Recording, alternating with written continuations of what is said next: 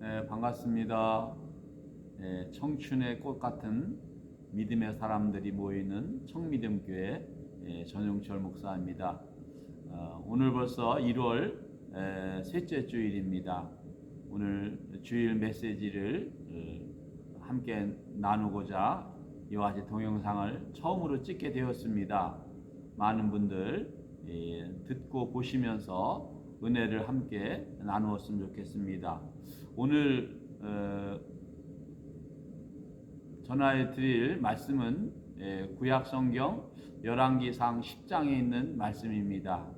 이 말씀을 통해서 신앙인의 경제적인 마인드란 제목을 가지고 은혜를 함께 나누기로 하겠습니다. 우리가 사는 이 시대는 경제적인 이 마인드가 굉장히 필요한 시대입니다. 특별히 금융의 마인드가 필요한 시대입니다. 이런 열심히 땀 흘려 일을 했지만은 이 물질의 세계 또 이 돌아가는 경제적인 상황을 잘 모르면은 헛고생을 하게 될 수가 있습니다.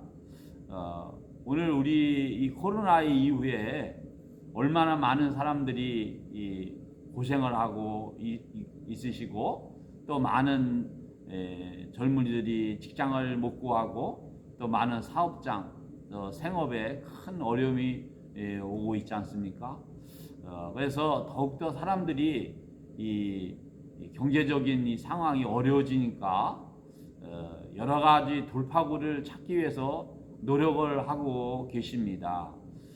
코로나 이후에 이 좋지 않은 현상이라고 할 수 있는 말이 하나가 나왔는데 그것은 영끌 현상이라는 겁니다. 영혼까지 끌어들여서 빚을 내서 주식 투자를 하고 아파트를 구입하고 또 여러 군데 투자를 하는 겁니다. 뭐 자기 재산을 다 털어 넣는다는 의미도 있지만은 그것보다도 이 모든 신용을 다 걸어서 빚을 내서 투자한다는 겁니다. 그 빚 내는 것이 아주 극히 막다른 골목까지 이 빚을 내기 때문에 영혼까지 팔아서 투자를 한다. 빚을 내서 투자를 한다. 이런 아주 좀 심각한 시대에 살고 있다고 생각합니다. 특별히 어떤 뉴스를 보면은 이 한국인의 성인 남녀 중에서 약 35%가 주식에 투자를 하고 있고요. 10대에도 약 10만 명이 어른들부터 재산을 증여받아서 주식에 참여하고 있다는 겁니다. 특별히 40대 남자는 4명 중에 3명은 주식에 투자를 하고 있고 또 전업주부들까지 이 주식에 투자를 하고 있다. 이런 뉴스가 나오고 있더라고요. 얼마나 답답하고 힘들면은 이제 전업주부들 어린 사람들까지도 이렇게 주식에 관심을 갖고 있는가. 특별히 젊은 대학생들이 알바할 수 있는 자리도 없고 또 막막하다 보니까 여러 가지 자금을 동원해서 대학교 다니는 학생들까지도 밤낮 없이 이 주식에 투자를 해서 저희 미국의 뉴욕 증권에까지 가서 투자하는 이런 이야기가 들리고 있습니다. 그뿐만 아니라 돈이 있으신 분들은 또 아파트, 또 부동산에 투자를 해서 얼마나 지금 힘든 시대를 만들어가고 있습니까? 지금 서울, 경기도는 말이 10억이지 10억 가지고도 이만한 아파트를 주거지를 마련할 수가 없는 이 상황이 되었습니다. 젊은이들이 절망하고 가난한 사람들이 내쫓기는 이런 어려운 시대에 우리가 지금 살아가고 있습니다. 우리 동네에도 이 로또방이 있는데 로또가 당첨 확률이 있는 곳으로 알려져 있어요. 그래서 토요일만 되면은 굉장히 많은 차들이 와서 로또방에 와서 로또를 사고 계신 것을 제가 봅니다. 참 진풍경이다. 참 어떻게 보면은 사람들이 이 돈에 대해서 굉장히 관심을 많이 받고 압박을 받고 있지 않는가 그런 생각을 합니다. 우리 하나님도 우리가 인생을 살아가면서 돈이 필요하다는 사실을 너무나 잘 알고 계시죠. 우리에게 이 영적인 축복뿐만 아니라 우리가 이 땅에 살아가면서 물질이 필요하고 또 물질이 있어야 가정을 유지할 수 있고 또 자녀들을 키울 수 있고 또 병이 들면 병원에로 갈 수 있는 것이 물질입니다. 아무리 큰 병을 걸렸더라도 돈이 없으면 병원에 갈 수가 없는 거죠. 그만큼 이 물질은 심각한 겁니다. 그렇기 때문에 이 성경에도 우리 한국 교회와 주의 백성, 주의 종들까지도 이 물질에 대한 관심이 많습니다. 교회에서도 목사님들이 물질에 대한 설교를 많이 하십니다. 성경에는 우리 하나님이 우리에게 이 물질적인 여유 있는 삶을 살기를 원하신다는 뜻이 여러 군데에서 우리에게 가르쳐 주시고 있습니다. 특별히 하나님의 아들 예수님이 이 땅에 오셨을 때 굉장히 가난하게 살으셨어요. 특별히 공생의 3년 동안을 보내셨을 때는 그야말로 노숙자와 같은 얻어먹고 잠자리도 없는 길가에서 주무시고 산에서 주무시는 풍천 노숙의 삶을 살으셨습니다. 예수님은 천지 만물을 지으신 부족함이 없는 분이시지만 그분이 이 땅에 오셔서 태어날 때는 마구간에서 태어나셔서 말구 위에 누우셨고 마지막 죽으셨을 때는 묘가 없어서 다른 사람의 묘를 빌려서 장사를 지냈던 사건을 여러분 아실래나 모르겠습니다. 이만큼 예수님은 철저하게 이 가난의 고통을 짊어지고 사셨는데 그 가난의 고통은 어떤 연유로 해서 가난을 지셨는가 하는 것은 고린도서 8장 9절 말씀에 사도 바울이 이렇게 이야기하고 말하고 있습니다. 우리 주 예수 그리스도의 은혜를 너희가 알거니와 부유하신 자로서 너희를 위하여 가난하게 되시면 그의 가난함으로 말미암아 너희를 부요케 하려 하심이라. 예수님이 그렇게 가난하게 이 땅에서 사신 것은 그 우리의 가난을 청산하시고 우리로 하여금 부유하게 살게 하기 위함이다. 놀라운 진리의 말씀입니다. 그래서 우리 하나님의 뜻, 또 예수님의 고생하신 것은 우리가 이 땅에 살면서 비참하게 물질에 끌려다니고 자유롭지 못하는 그런 인생을 살아가는 것이 아니라 모든 것이 넉넉해서 가정을 이끌고 또 자녀들을 교육을 잘 시키고 또 복지 생활을 하고 또 어려운 이웃을 돕고 또 하나님 나라의 선교 활동을 위해서 헌금하는 그런 넉넉한 삶을 살아가기를 원하신 것이 하나님의 뜻이다. 또 예수님의 대속하신 희생하신 그 의미가 바로 우리의 부요함이다. 이렇게 알 수가 있습니다. 오늘 우리가 공부했던 이 열왕기상 10장의 말씀 보면은 솔로몬이라는 사람이 부귀영화가 얼마나 크게 누렸던가 그 내용이 나옵니다. 솔로몬은 인류 역사상 가장 부유한 사람이었다 이렇게 평가를 하고 있습니다. 솔로몬은 1년에 무려 금을 24톤에 해당되는 금을 세금으로 얻었다는 거예요. 그 당시 이스라엘 백성은 약 400만 명밖에 안 되는 걸로 알고 있는데요. 그 400만 명의 가족에서 금 24톤을 세금을 얻었다는 것은 그 이스라엘 사람들이 그 당시에 굉장히 부유하게 살았다는 겁니다.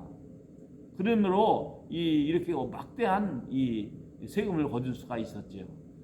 그리고 솔로몬은 이 세금뿐만 아니라 해외로 진출해서 금광을 채굴해서 무려 3년마다 420달란트. 420달란트라는 것은 약 한 15톤 이상 되는 이 금을 채굴해서 가져왔다는 거예요. 그리고 이웃에 있는 나라와 나라의 귀족이나 왕족들이 이 솔로몬에게 많은 이 기념품과 헌물을 보내왔다는 거예요. 그래서 솔로몬이 먹는 궁궐에 모든 그릇이 금잔 또 금그릇 금수저였다. 그리고 그 솔로몬의 왕자는 다 금으로 만들었다. 하다못해 군인들이 사용하던 방패도 금으로 만들었다. 얼마나 부유했으면 이러한 영화를 누렸겠습니까? 그래서 인류 역사를 연구하신 분들에 의하면 동양의 진시황을 보다도 훨씬 더 이 솔로몬이 이 부귀영화를 누렸다, 이렇게 평가를 하고 있습니다. 그렇다면 이 솔로몬이 어찌해서 이렇게 부귀영화를 누렸던가, 그 배경은 무엇인가를 성경에서는 가르쳐주고 있습니다. 첫째로는 그가 하나님의 임재하시고 예배를 받으시는 성전을 지었습니다. 그가 아버지 다윗으로부터 인수인계를 받아서 이스라엘 땅 예루살렘에 성전을 건축했습니다. 성전은 바로 하나님이 임재하시는 곳, 또 하나님의 백성들이 하나님 앞에 예배드리는 곳입니다. 이렇게 하나님이 말씀하셨습니다. 내가 건축한 이 성전을 내가 거룩하게 구별하여 내 이름을 영원히 그곳에 두며 내 눈길과 내 마음이 항상 거기에 있으리라. 하나님이 이렇게 말씀하셨어요. 하나님이 자기의 마음과 눈을 그곳에 둔다는 거예요. 이와 같이 솔로몬은 하나님을 위해서 엄청난 일을 했습니다. 그래서 그 대가로, 보응으로 하나님은 솔로몬에게 엄청난 영화를 허락하신 겁니다. 그러면 오늘날 성전은 어디에 있는 걸까요? 오늘날 예수 믿는 사람들의 성전은 바로 교회입니다. 교회가 바로 하나님을 예배하는 곳이고 하나님이 우리를 돌보시고 만나는 곳입니다. 그러므로 우리가 예수님을 믿고 구원을 받아서 교회에 나와 하나님을 예배하는 것은 바로 성전에 와서 하나님을 섬기는 것입니다. 교회를 섬기는 것은 성전을 섬기는 것입니다. 또 교회를 위해서 봉사하고 영혼 구원을 위해서 전도하고 기도하는 것은 바로 솔로몬의 성전 건축과 같은 의미가 있습니다. 저와 여러분 예수님 믿고 구원받아서 이 교회에 나와서 예배드려서 하나님이 주시는, 솔로몬에게 주신 그러한 복을 누렸으면 좋겠습니다.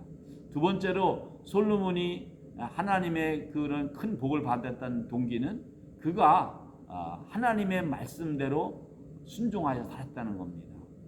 그는 하나님이 어떤 하나님이라는 걸 알고 있었어요. 하나님은 우리 마음을 가까이 하실 뿐만 아니라 우리의 생각과 의도를 아시고 우리의 행위를 판단하시는 분이시고 우리의 모든 것을 아시는 분, 전지전능하신 분이시죠. 그래서 하나님이 솔로몬에게 이런 말씀을 하셨습니다. 내가 만일 내 아버지 다윗이 행함같이 마음을 온전히 하고 바르게 하여 내 앞에서 행하며 내가 명령한 온갖 일에 순종하며 내 법도를 지켜 행하면, 하나님이 솔로몬에게 이런 말씀을 하셨을 때 솔로몬은 이와 말씀에 순종했어요. 그래서 하나님이 그에게 이런 엄청난 부귀영화를 누리도록 허락하신 거죠. 오늘 우리는 이 땅에 살면서 바로 하나님의 말씀을 따라 살아야 됩니다. 우리는 내 마음대로 살 수 있고 인간이 만들어 놓은 길로 살 수가 있습니다. 또 세상적인 길로 살 수가 있습니다. 그러나 우리는 그보다 더 중요한 것은 바로 영원하신 하나님의 말씀을 따라 살아야 됩니다. 하나님이 가르쳐 주신 교훈을 따라서, 계명을 따라서 우리가 살 때 하나님이 기뻐하시고 또 우리가 하나님의 약속한 복을 받을 수가 있는 것입니다. 세 번째로 이 솔로몬은 하나님을 사랑해서 하나님 앞에 헌신했습니다. 많은 금은보화를 하나님 앞에 드렸습니다. 열왕기상 3장에 보면 이런 말씀이 있습니다. 솔로몬이 여호와를 사랑하여 기브온에 가서 그 제단에 1000번제를 드렸다. 사람이 하나님 앞에 가서 나가서 한 번 예배드리고 제사 드리는 것도 힘들어합니다. 그러나 솔로몬은 무려 1000번이나 역사상 있을 수 없는 그 하나님이 기뻐하시는 예배, 제사를 드렸대요. 그러니까 하나님께서 솔로몬에게 나타나셔서 어떻게 말씀하셨냐면 내가 구한 지혜를 줄 뿐만 아니라 총명을 더하여 주고 부귀와 영화를 더하리라. 하나님은 솔로몬이 왕으로서 지혜를 구했지만 지혜를 주신 것뿐만 아니라 부귀 영화까지도 내가 너에게 주겠다.